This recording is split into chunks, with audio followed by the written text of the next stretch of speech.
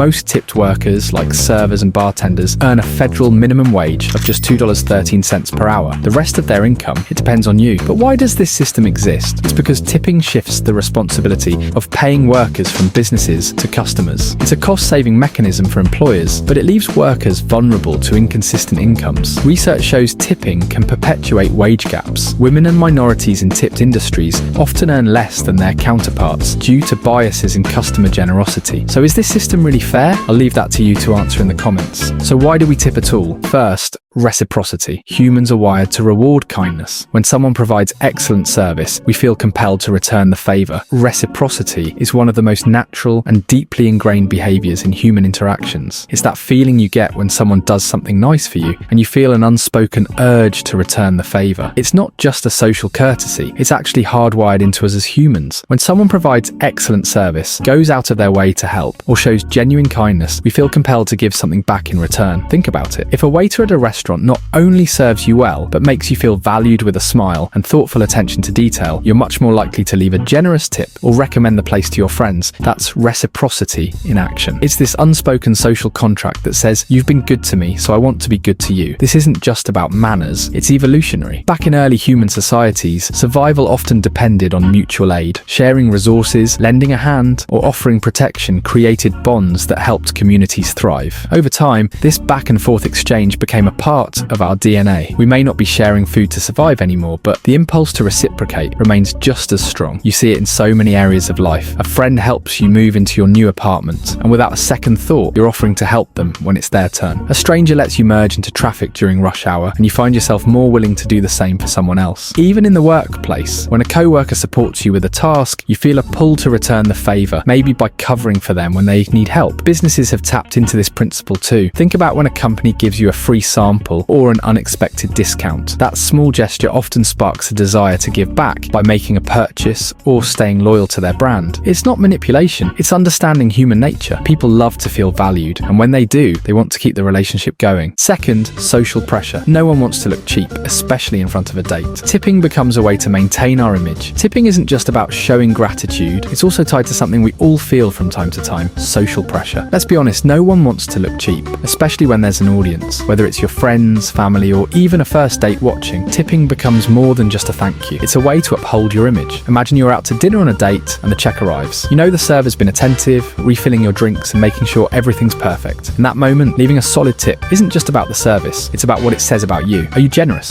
Appreciative? Or do you come across as stingy? That little gesture of adding a generous tip can say, I value good service, but also I'm someone who cares.